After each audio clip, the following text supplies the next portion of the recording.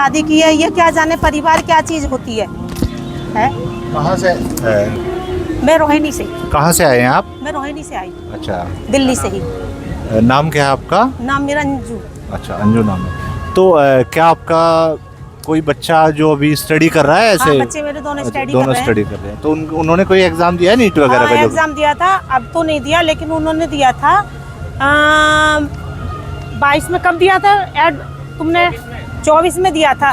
24 में यही हुआ था, दिन रात में नींद नहीं आती थी कि वो भी क्या नंबर कम हो गए क्या ज़्यादा हो गए, पता नहीं क्या।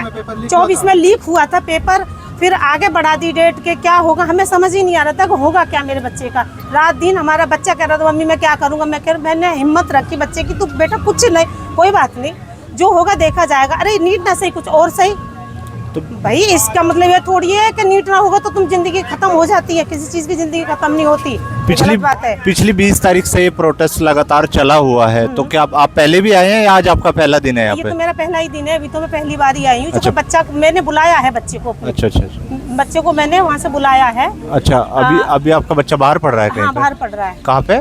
ये पढ़ रहा है मेरा बच्चा गोरखपुर में। अच्छा, गोरखपुर पढ़ा है। गोरखपुर से मैंने बच्चे को कल बुलाया है, तो बच्चा मेरा आया है, फिर मैं बच्चे को लेके आज आई हूँ यहाँ पे। तो जैसा यहाँ पे पिछले 20 दिनों से प्रोटेस्ट चला हुआ है, तो आपको क्या लग रहा है कि कुछ लोग भूख हड़ताल पे बैठे हैं, तो आपको क्या लग रहा है कि यहाँ से कुछ रिजल्ट निकल के आएंगे? भाई मुझे तो भैया ये नहीं लग रहा कि रिजल्ट निकल के आएगा, क्योंकि ये लोग हैं बदतमीज, और बदतमीज नहीं वहाँ बदतमीज लोग हैं, क्योंकि इनके बच्चे तो है नहीं, इनके बच्चे हैं भी हैं तो वो विदेशों में हैं, पैसा इनके पास इतना है कि भाई हम अपने बच्चे विदेश थोड़ी भेज सकते हैं, ये तो अपने बच्चे विदेश भेज सकते हैं, क्योंकि इन पे तो हराम का पैसा है, करप्शन का पैसा है। हमारे पास क्या, हम तो ईमानदार लोग हैं, हमारे तो ईमानदारी का पैसा है, मेहनत करते हैं और बच्चों को पढ़ाते हैं और मेहनत का ही खाते हैं। ना हमने हराम का देखा है, ना इन्होंने तो हराम का ही खाया, हराम का ही देखना है। तो हम लोगों का ही है जो कुछ है, और इनके बच्चे विदेशों में, हमारे बच्चों के लिए जब देखो पेपर लीक, कभी देखो कुछ लीक, यहाँ तो लीक का ही मामला चलता रहता है, यहाँ कोई लीक के अलावा कुछ और है ही नहीं।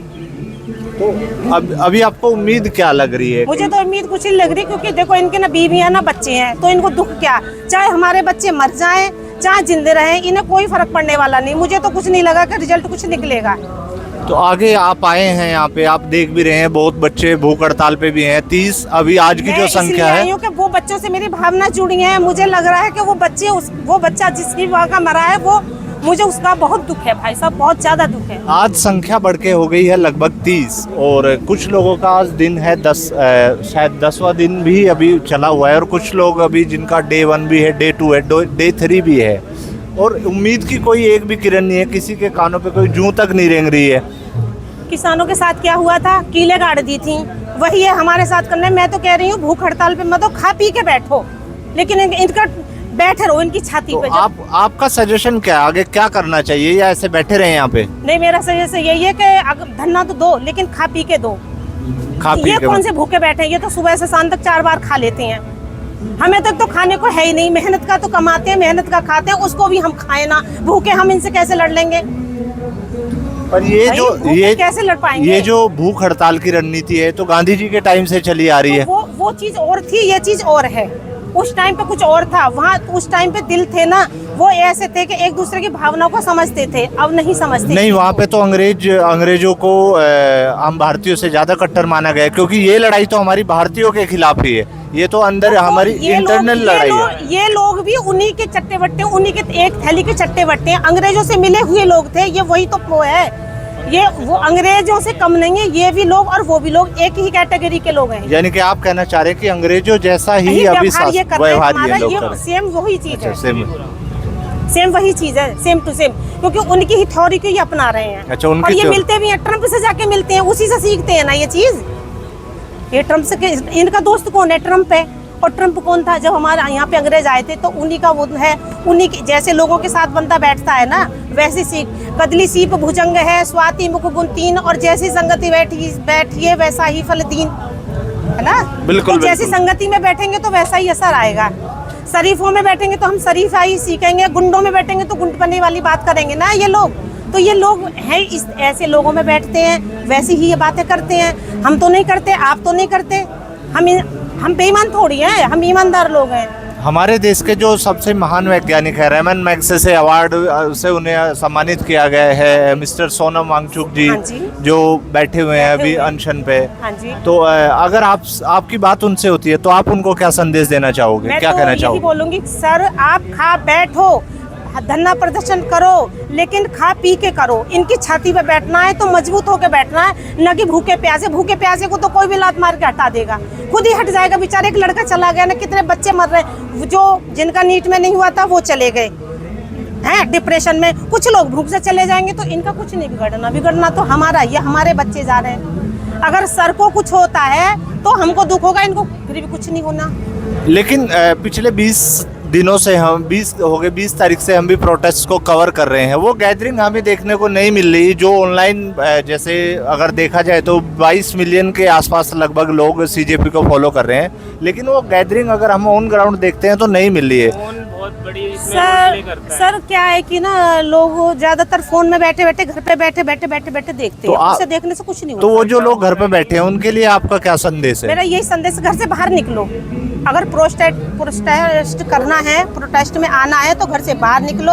अपने बच्चों के लिए लड़ाई लड़नी है तो घर से बाहर निकलना पड़ेगा, घर में बैठ के लड़ाई नहीं होती। पर बहुत सारे जो होते हैं पेरेंट्स, उनका कंसर्न ये रहता है कि अगर हमारे बच्चे वहाँ पे गए तो इन केस अगर कोई लाठी चार्ज हो गई, उनको चोट आ गई, तो वो सारी चीज़ों को लेके वो ना खुद आते हैं ना अपने बच्चों को भेजते। तो उनके लिए दो बातें कही आप। लाठीचार्ज से क्या है, मरने से क्या डरना, मरना है तो फिर संघर्ष करके मरो। ये क्या मरना तो है ही, कौन इंसान है जो पृथ्वी पे आया जिसे मरना नहीं है। अब मरे खा पी के ऐसे, मतलब अपनी जिंदगी से। अरे अगर हम मरते भी हैं तो हमारा ये तो रहे कि हम किसी के लिए मरे। बिल्कुल बिल्कुल, आप बात सही करें। तो भैया से थोड़ी बात कर लें। भैया आपका क्या नाम है? मेरा नाम कुलवंत है और मैं सेकंड ईयर MBBS स्टूडेंट हूँ। तो अभी आप तैयारी कहाँ पे कर रहे हैं? मैं तैयारी नहीं कर रहा, मैं MBBS कर रहा हूँ। अच्छा, MBBS ही आप ऑलरेडी कर रहे हैं। तो कहाँ से कर रहे हैं? गोरखपुर से। अच्छा, गोरखपुर से। तो आपका कंसर्न क्या है? ये आपकी मम्मी है अभी जिनसे हम बात कर मेरी रहे हैं? मदर है। अच्छा अच्छा। तो आपका कंसर्न क्या है? आप यहाँ पे आए हैं, आपकी पढ़ाई भी शुरू हो रखी है। मेरा मेन कंसर्न यहाँ पे बस केवल एक ही यही है कि गलत को गलत कहना। जो इंसान अगर गलत को गलत कहना सीख जाता है तो आधा रास्ता उसके लिए वहीं क्लियर हो जाता है। अक्सर क्या होता है, हम घर पे फ़ोन में देख रहे होते हैं कि इन्होंने ऐसा किया, इन्होंने वैसा किया, एक दूसरे को सजेशंस देते हैं, इसे ऐसा करना चाहिए था। बट द थिंग इज़, अगर हम खुद ग्राउंड लेवल पे आके देखें और चीज़ों को कवर करें, अपनी आंखों से देखें, तो वो चीज़ फार डिफरेंट है कि अगर हम फ़ोन पे देख के कुछ कमेंट करें। एट प्रेजेंट आपके भी बहुत सारे ऐसे फ्रेंड होंगे जो सीजेपी को ऑनलाइन फॉलो करते हैं और उनकी लगातार आपसे बातें भी होती रहती। तो क्या डिस्कशन रहता, क्या एक माइंडसेट रहता उन लोगों का इस बारे में, प्रोटेस्ट में आने को लेकर? वो अलग अलग जो मेरे फ्रेंड सर्कल हैं तो सबका अलग अलग माइंडसेट रहता है। कईयों का मानना है कि ये तो केवल एक भड़काने का तरीका है, सरकार के खिलाफ लड़ने का तरीका है, और कुछ का माइंडसेट काफ़ी अच्छा भी रहता है कि हाँ तुम कर रहे हो, तुम जा रहे हो, और इन्वॉल्व ज़रूर होना चाहिए ऐसी चीज़ों में। तो ये फ्रेंड के साथ नहीं, ज़्यादा उसकी मानसिकता पे, इंडिविजुअल की मानसिकता पे डिपेंड करता है कि वो क्या सोचा है उसकी। तो ये चीज़ ऑनलाइन जाएगी तो आप अपने जो आपका फ्रेंड सर्कल है या और इंडियंस है, स्टूडेंट्स हैं, उनके पेरेंट्स हैं जो इस वीडियो को देखेंगे, तो आप उनको क्या संदेश देना चाहोगे इस वीडियो के माध्यम से? स्टूडेंट को तो मैं एक यही संदेश दूंगा कि जैसे मैक्सिमम नीट के बाद स्टूडेंट का देखने को मिलता है कि वो डिप्रेशन में चले गए, या फिर उन्हें लगता है कि अगर नीट नहीं हुआ तो और कुछ मेरे जीवन में नहीं है। तो मैं अपने साथियों से यही बोलूँगा कि इस मानसिकता को अपने दिमाग से निकालें। अगर नीट नहीं होता है तो दुनिया में ऐसा नहीं है कि और कोर्सेज़ नहीं है जो आप नहीं कर सकते। तो केवल एक एग्ज़ाम के पीछे अपने जीवन को ख़त्म कर देना बहुत एक बेकार मानसिकता है। और साथ ही साथ पेरेंट्स को मैं ये सलाह दूंगा कि पेरेंट्स को एक तो फोर्स नहीं करना चाहिए अपने बच्चों के ऊपर कि तुम एक पर्टिकुलर डॉक्टर ही बनो या इंजीनियर ही बनो। और दूसरा, मैं पेरेंट्स को ये सजेशन देना चाहूँगा कि अगर आपका बच्चा या आपके रिलेटिव्स में कोई अगर ऐसी चीज़ों में शामिल होना चाहता है तो उसके ऊपर रोक ना लगाएं ये कहकर कि अगर तुम मीडिया में आओगे तो क्या होगा, हमारी इमेज का क्या होगा, या फिर एक घबराहट वाली चीज़ रहती है कि अगर हमारा बच्चा आएगा तो क्या हो सकता है आगे। हम तो ये कह रहे हैं मीडिया में आए, वो भी तो एक इंसान है। तो मेरे को लगता है अगर हम सही के लिए बोल रहे हैं तो चाहे वो मीडिया हो या कुछ भी हो, सही के खिलाफ अगर हम सही के लिए बोल रहे हैं तो हमें डरना नहीं चाहिए। डरता वो है जो गलत के खिलाफ बोल रहा हो। और सबसे बड़ी चीज़ यही है कि अगर मैं गलत के खिलाफ बोल पा रहा हूँ, मैं इतनी हिम्मत कर पा रहा हूँ गलत के खिलाफ बोलने की, तो अंदर से मेरे लिए खुद एक बहुत अच्छी बात है ये। बिल्कुल बिल्कुल बिल्कुल, काफ़ी अच्छा आपसे बात करके लगा है। बाकी आगे भी अगर आप कहीं से इस वीडियो को देख रहे हैं तो please must visit at Jantar Mantar. जितना ज़्यादा गैदरिंग आप कर सकते हैं जंतर मंतर पहुँचे, और बने रहिए हमारे साथ, चैनल को फॉलो कर लीजिएगा। Thank you so much, bye. Thank you so much.